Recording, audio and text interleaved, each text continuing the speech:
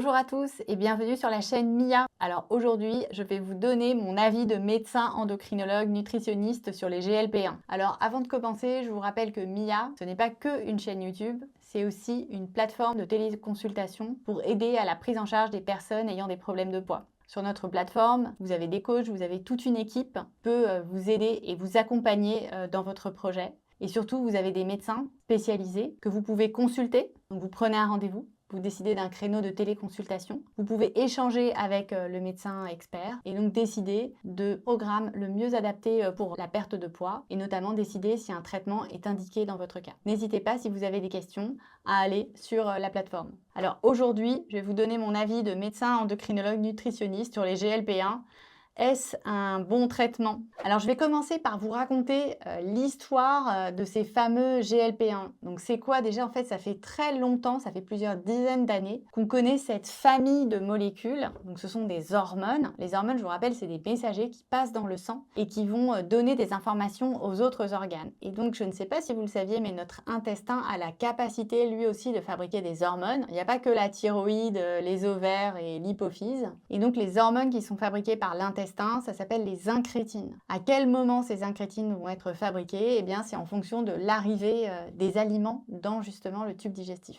Donc, qu'est-ce qui se passe? Ces incrétines vont être fabriquées. Les deux plus connus, c'est le GLP-1 et le GIP. Ils vont aller agir sur le pancréas, là où l'insuline est fabriquée. Et l'insuline, c'est ce qui permet de réguler le taux de sucre, la glycémie dans le sang. Et puis, ces hormones intestinales, elles ne vont pas faire que ça. Elles vont aller directement dire à l'estomac, oulala, attention, ralentis. Comme ça, la vidange se fait tranquillement. Et puis, ces hormones, elles vont passer dans le sang et elles vont aller aussi donner des messages aux tissus adipeux, à nos cellules graisseuses, à nos muscles et à notre cerveau. Et dans notre cerveau, on a une petite zone, le centre de la satiété, qui s'occupe de nous donner des informations sur notre appétit, notre satiété et sur le rassasiement. Donc, ces hormones, on les connaissait depuis longtemps. En fait, on les avait surtout étudiées dans le diabète. Et donc, il y a des chercheurs qui ont mis au point des médicaments qui imitent ces hormones, qu'on appelle les analogues du GLP-1. Et en fait, ils se sont rendus compte que c'était très utile chez les patients qui ont du diabète, puisque ça permettait d'abord et avant tout de réguler la glycémie. Ce qui est un peu particulier avec ces GLP-1, c'est que des toutes petites hormones, en fait, naturellement, dès qu'elles sont produites, au bout de quelques minutes, elles sont éliminées. Donc pour fabriquer ces médicaments, il a fallu un peu les modifier, c'est pour ça qu'on appelle ça des analogues,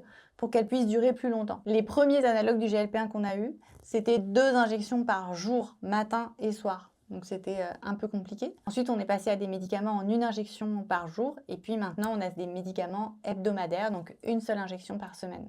Alors pourquoi ces médicaments ils ne durent pas longtemps dans le corps? Parce qu'en fait, il y a aussi une autre enzyme qui peut aller les détruire. On appelle ça les DPP4.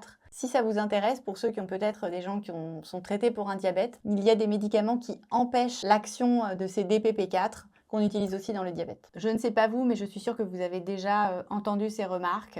Dès que quelqu'un a un problème de poids et qu'il parle de ses difficultés à perdre du poids, il y a toujours quelqu'un pour lui dire « bah t'as qu'à bouger plus et manger moins ». Bah oui, c'est évident, c'est sûr que si c'était si facile, je pense qu'il n'y aurait aujourd'hui pas grand monde qui aurait des problèmes d'excès de poids et d'obésité. En fait, ces messages qu'on entend partout, manger moins et bouger plus, en fait, c'est surtout de la prévention. C'est avant qu'on ait des problèmes de poids, effectivement, le fait d'équilibrer son alimentation et d'avoir une activité physique importante, ça peut empêcher de prendre du poids. Quoique, on peut aussi avoir une vulnérabilité, c'est-à-dire une fragilité qui fait qu'on va facilement perdre du poids et souvent c'est familial. Et en fait, on s'est rendu compte que chez des personnes qui ont trop de poids, elles ont tendance à manger trop. Alors là, vous allez me dire, bah oui, mais pourtant, tu as dit que ça servait à rien de manger moins. Alors en fait, c'est pas qu'elles mangent forcément trop, c'est qu'elles mangent un peu trop par rapport aux besoins de leur corps. Ou alors, autre situation, elles peuvent avoir des moments où elles ont du mal à contrôler leur comportement alimentaire. Ce n'est pas que simplement un problème de motivation. Il peut y avoir tout un tas de choses, du stress, des maladies, des médicaments. On peut en reparler. N'hésitez pas à me poser des questions dans les commentaires si vous voulez en savoir plus. Bref, tout ça peut faire qu'on a du mal justement à contrôler cette prise alimentaire. Et en fait, ces médicaments, donc les analogues du GLP-1, le Wegovy, le Mounjaro, ils vont agir sur les centres de la satiété et permettre de diminuer ces envies alimentaires. Donc oui, ça marche. Et comment on sait que ça marche? Parce que ce sont des médicaments qui ont été étudiés sur des dizaines de milliers de personnes avec des études scientifiques très contrôlées. On sait par exemple que le Saxenda fait perdre à peu près 8% de poids dans ces études, le Wegovy environ 15 à 16% et le Mounjaro environ 21 à 22% sur des études qui se déroulent de 6 à 12 mois. Donc oui, ces médicaments, ils marchent. Je vois tout de suite la question qui arrive. Est-ce que ce n'est pas dangereux? On a entendu parler de tous ces médicaments qui font peur, qu'on utilisait effectivement pour faire maigrir les gens, avec des histoires terribles de maladies cardiaques. Eh bien, sachez qu'aujourd'hui, les médecins, les chercheurs et les autorités de santé ont énormément appris de toutes ces histoires terribles. Et aujourd'hui, l'utilisation des médicaments est extrêmement contrôlée. Tous les effets secondaires sont rapportés et ils sont tous comparés par rapport aux patients qui prennent un placebo. Donc on peut très vite se rendre compte si effectivement un médicament a des effets secondaires. Et dès qu'il peut y avoir un effet secondaire grave, dans les études, il est toujours déclaré. Et après, même quand les études sont terminées et que les médicaments sont disponibles sur le marché, normalement, les médecins doivent déclarer à la pharmacovigilance les effets secondaires qu'ils peuvent observer. Et il y a aussi des études et une attention très particulière des autorités de santé à ce sujet. C'est pour ça même qu'au début, à l'arrivée des médicaments, les autorités de santé avaient demandé à ce que ce ne soit prescrit que par des médecins spécialistes, aussi pour vérifier qu'il n'y ait pas de danger important, pas trop de mésusage. Donc si ces médicaments ils sont utilisés et ils sont disponibles, c'est qu'on considère que leur bénéfice est supérieur à leurs effets secondaires. Les effets secondaires qui sont surtout observés, c'est des effets digestifs. Je vous en ai déjà parlé dans plusieurs vidéos, n'hésitez pas à aller les regarder. Et ces effets secondaires, certes, ils peuvent être très gênants, mais pour la plupart, ils ne sont pas graves et ils s'atténuent avec le temps et avec un bon accompagnement, tel que par exemple nos coachs peuvent le faire sur la plateforme MIA, on peut arriver à les gérer sans trop de difficultés. Les effets secondaires graves sont considérés comme rares et font l'objet d'une attention particulière et c'est pour ça que chez certains patients, parfois, on ne peut pas utiliser ces médicaments en raison des risques trop importants. Alors, beaucoup de personnes se posent aussi la question, alors oui, effectivement, ça fait perdre du poids, ça je pense qu'à peu près tout le monde est d'accord. Il n'y a pas trop d'effets secondaires graves, mais est-ce que à long terme, ça ne risque pas d'abîmer certains organes?